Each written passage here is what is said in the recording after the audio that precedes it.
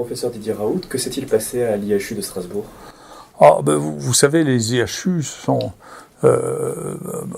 probablement en partie du fait de leur réussite ou de leur lisibilité. Donc je pense que les gens qui ont participé à ça doivent être à la fois, il y en a qui sont contents, d'autres qui sont irrités parce que quand vous assurez l'émergence de structures de cette nature-là, d'instituts de cette nature-là, elles prennent une certaine importance. Et comme il a été souhaité au départ de la création que ce soit des structures autonomes et non pas des structures dirigées par l'État.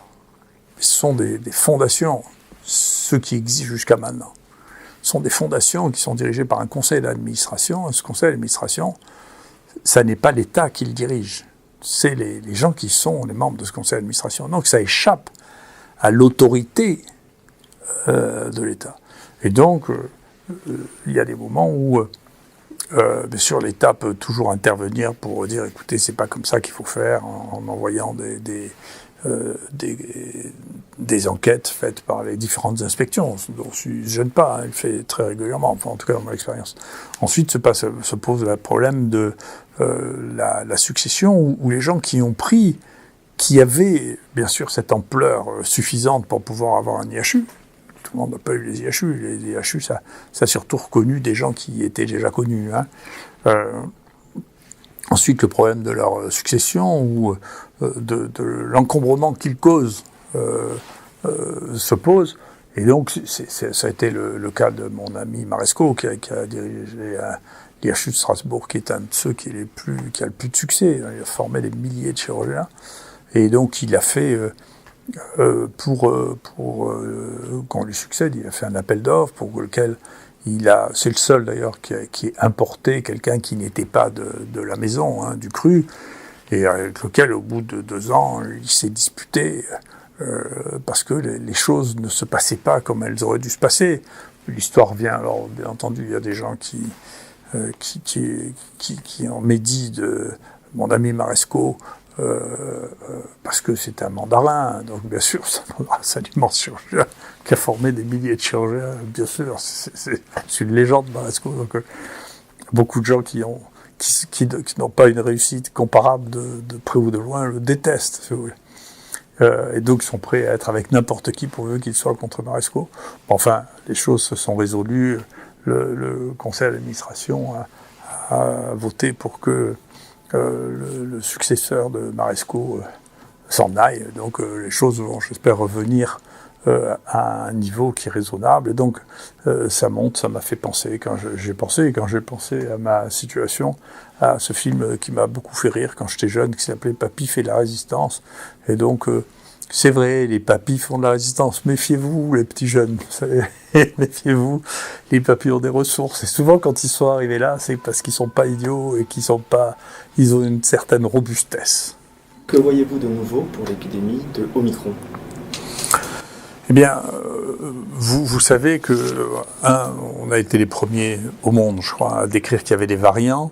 Et on a été parmi les tout premiers, ou les premiers, à décrire des hybrides entre 2 variants majeurs. Le premier a fait une histoire avec nos collègues français qui étaient irrités qu'on le publie avant eux.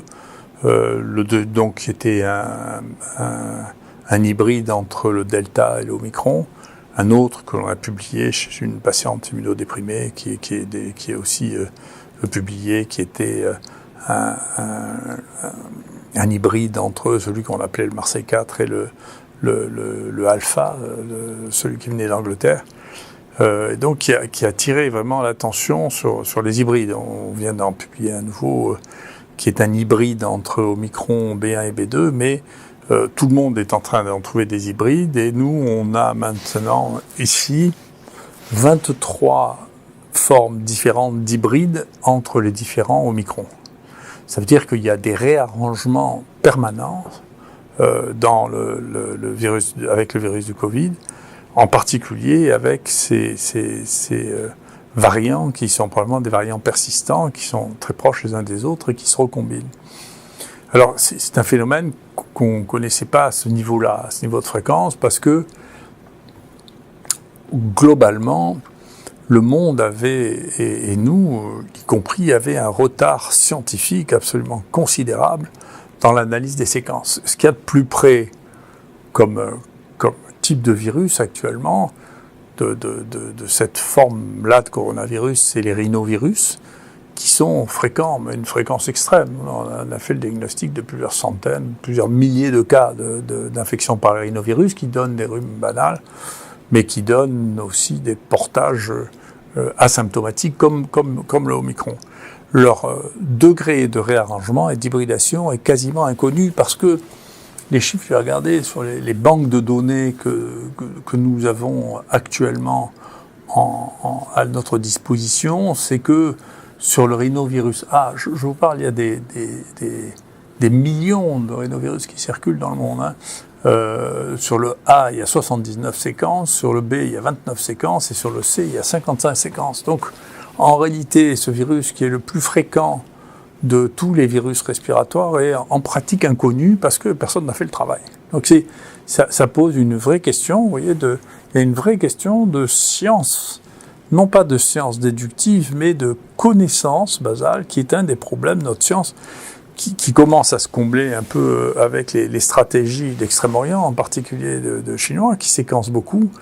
Mais il y a des vraies réflexions à mener, maintenant que, du fait du Covid, un certain nombre d'équipements ont été achetés pour pouvoir faire de la séquence à haut débit. Il faut séquencer les virus respiratoires pour comprendre ce que c'est que les infections respiratoires, que les mutations des virus respiratoires.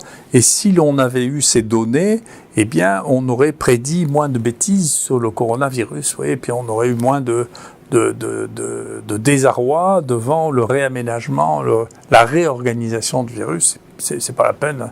De temps en temps, c'est nécessaire d'être paranoïaque, malheureusement, parce que ça existe, les gens qui font des petits complots, mais chaque chose nouvelle qui arrive n'est pas le résultat d'un complot. Donc, ces virus sont une virus très particulière, très singulière, qui a été vraiment de faire des variants, alors que des gens pensaient que les grands virus ARN avaient tellement de systèmes de réparation qui ne faisaient pas de variants. C'est la raison pour laquelle les gens ne nous ont pas cru quand on a commencé à dire qu'il y avait des variants. Il a fallu 4 mois pour que les gens réalisent que ce qu'on disait était vrai. Et ensuite de ça, les hybridations sont extrêmement communes aussi chez ces virus. Et c'est quelque chose qui n'était pas connu avant. On pensait surtout que les remaniements, dans le cas de la grippe par exemple, étaient dus au fait qu'il y avait plusieurs morceaux d'acide nucléique qui pouvaient faire comme dans une distribution de cartes, un assemblage de cartes différents et qui expliquait qu'il y ait tellement de variants. En réalité, il y a beaucoup de variants. Dans les coronavirus, il y a beaucoup de variants. Et puis, ce qui est bien plus compliqué, c'est qu'il y a beaucoup d'hybrides. Et que donc, ces hybrides, on ne sait pas du tout ce qu'ils vont devenir. Est-ce que il y en a un qui va réussir à s'imposer? Est-ce que cette redistribution des séquences va amener à quelque chose qui est nouveau? Je n'en sais rien du tout. Mais ça laisse rêveur sur nos capacités à cibler le virus circulant, si vous voulez, par des techniques que ce soit de vaccination ou d'anticorps monoclonaux, compte tenu de la capacité des virus à créer des nouveaux virus. Alors, pour Omicron, c'est pas très grave parce que les formes sont pas très sévères, hein, mais en tout cas, ça nous apprend beaucoup sur les capacités évolutives des virus. Est-ce que la science actuelle a des problèmes de priorisation ? La recherche médicale, sûrement, parce que, comme on l'a vu, il y a un poids très important de l'industrie pour commercialiser de nouveaux produits, et que ceux qui sont capables de les évaluer et de les prescrire, c'est les médecins qui sont au cœur de la recherche médicale, et que pendant qu'ils font ça, ils ne font pas autre chose. Ils ne réfléchissent pas à autre chose. Donc je pense qu'il y a une vraie question là, qui est une question de société à réfléchir, parce que si toutes nos sociétés occidentales ne font plus que des essais thérapeutiques, toute la science va venir des pays qui ne font pas les essais thérapeutiques avec l'industrie, c'est-à-dire les ex-pays communistes ou les pays les plus pauvres. Donc il y a une vraie question qui se pose de la priorisation de la science. La deuxième chose, donc ça c'est un côté, il y a un côté sur lequel ce travail doit sans doute être fait. Moi, quand j'étais plus jeune, il y avait des hôpitaux qui étaient financés par des industriels et dans lesquels les patients bénéficiaient de soins gratuits, moyennant quoi ils participaient à des essais thérapeutiques en sachant que dans ces hôpitaux, ils participaient à des essais pour le bénéfice de l'industrie pharmaceutique. C'est le cas d'Eli Lilly, moi, que j'avais vu en Indianapolis, à Indianapolis, qui avait un laboratoire, qui avait un hôpital qui appartenait au laboratoire dans lequel on pouvait tester les choses, tester les médicaments, etc. Pour le reste, et pour la recherche qui est basée, la recherche de découverte, elle est basée sur la curiosité, et il faut que nos politiques s'adaptent à ce que sont les chercheurs curieux. Les chercheurs curieux, les chercheurs qui découvrent, sont un mélange, si on les compare à d'autres professions, c'est un mélange d'artistes et de sportifs de haut niveau. Il y a une partie créativité qui ne s'improvise pas, il y a des gens qui sont créatifs, il y a des gens qui ne le sont pas. Et la créativité, c'est compliqué parce que tout le monde croit être créatif, en particulier quand vous avez un travail dans lequel il y a 10 personnes qui ont participé, tout le monde a l'impression qu'il est créatif. Mais vous savez si les gens sont créatifs ou pas quand vous déplacez les uns ou les autres. Il y en a quand vous les déplacez, la créativité se déplace avec eux. Il y en a d'autres, moi j'ai vu ça toute ma vie, qui sont convaincus que c'est eux la source de la créativité, mais quand ils vont ailleurs, ils ne créent plus rien. Donc la créativité, c'est un phénomène individuel. C'est pas un phénomène démocratique, la créativité. On n'a jamais fait de la créativité démocratique, ça n'existe pas. C'est un phénomène individuel.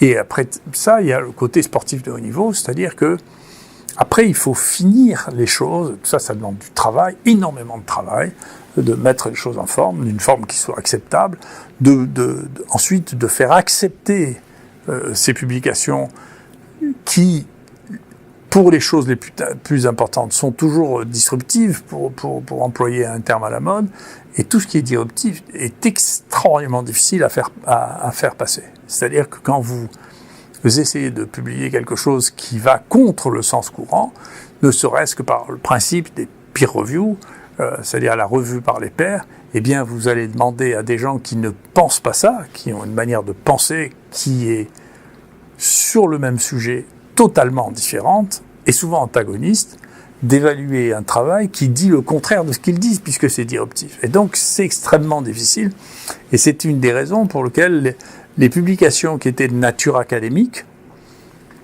et indépendantes de l'industrie pharmaceutique avaient une capacité à publier des travaux très très originaux qui étaient confirmés ou pas, ça n'a pas d'importance. La première fois qu'on fait un travail, ce qui est important, c'est de voir si les gens le confirment ou ne le confirment pas ultérieurement, s'ils reprennent la balle au bon.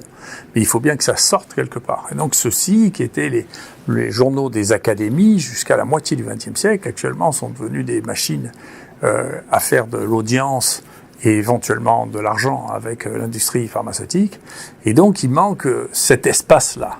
Par ailleurs, les gouvernements ont des difficultés à admettre l'autonomie des chercheurs. Les chercheurs sont autonomes, intellectuellement. D'accord ? Bon, il peut y avoir des sujets, c'est comme dans l'art, si vous voulez, vous ne pouvez pas dire que les plus belles peintures ont parfois été faites sur des sujets qui sont imposés. Mais la technique ou la manière de le réaliser, c'est celle de l'artiste. Que le sujet, que vous disiez, écoutez, moi je veux financer le cancer, ou je veux financer le sida, ou je veux financer le Covid, ça n'a pas d'importance, mais la manière, si vous voulez, et vous ne savez pas ce qu'apporteront les découvertes qui seront faites à propos d'un sujet. Est-ce que ça s'appliquera à ce sujet ou à tout autre sujet ? Non.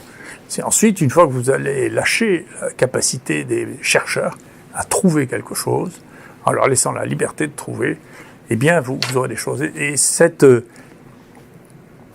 liberté du chercheur est quelque chose qui est complexe pour les gens qui sont issus de structures d'autorité. Vous voyez ? Et donc, ils ont des difficultés à admettre, c'est un problème pour moi des instituts, ils ont des difficultés à admettre la liberté de choix et la liberté d'organisation des chercheurs, en pensant ce qu'il devrait être que la seule chose que l'on puisse évaluer, c'est les résultats. Les chercheurs n'ont pas à obéir à un directeur de PST, c'est pas raisonnable. Et donc, il faut faire attention parce qu'il y a une tendance lourde actuellement, sur laquelle je me suis exprimé, à prendre des gens qui sont dans un mécanisme d'obéissance à l'autorité supérieure qu'à un mécanisme de libération des esprits les plus créatifs. Or, la science, c'est la libération des esprits créatifs. Et ça, c'est extrêmement important.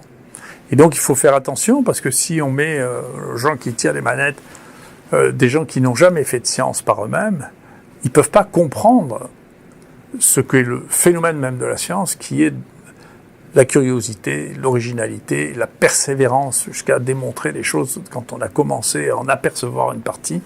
Et donc, ça ne sera pas de rajouter de l'argent, ça ne sera pas qui changera les choses, c'est de restaurer la liberté intellectuelle des gens qui font de la recherche. Les chercheurs ne sont pas faits pour obéir, c'est pas à la police, c'est pas à l'armée, ils sont pas faits pour obéir, ils sont faits pour découvrir. Vous pouvez pas faire une EPST de peinture en obligeant les gens à peindre ce que vous voulez. Enfin, c'est pareil pour la recherche. Donc, il y a là quelque chose qu'il faut avoir à l'esprit, et d'autre part, comme c'est vrai, comme c'est clair, l'autorité ne peut pas être une autorité de type impérial. C'est une autorité, c'est une légitimité sur ce que les gens ont fait. Est-ce qu'ils sont crédibles quand ils vous parlent? C'est comme si vous alliez expliquer à un paysan ou un viticulteur comment on fait les vignes, parce que vous avez lu ça dans les livres, et que vous n'allez jamais cultiver la vigne. Il ne vous croit pas. Vous voyez, vous regardez, s'il est poli, il vous dit oui. Mais si c'est bien que vous ne savez pas le faire, il s'en rend très vite compte. Il y a que, je sais pas, je suis étonné de voir dans une époque comme la nôtre où c'est si facile de savoir qui a fait quoi en regardant PubMed, Google Scholar. C'est très facile de savoir qui a publié quoi.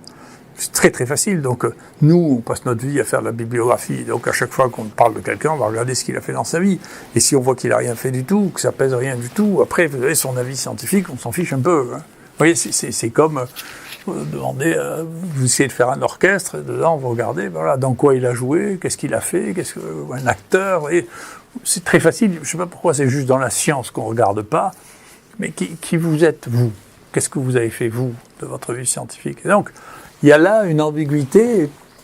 Je redoute qu'un certain nombre de politiques... C'est vrai que parmi les politiques scientifiques, il y en a qui étaient moins contrôlables que d'autres. Je pense quelqu'un que j'ai beaucoup admiré, qui était Claude Allègre, qui était un très grand scientifique, mais comme politique, je pense qu'ils ont eu des difficultés à le manager. C'est un homme un peu complexe.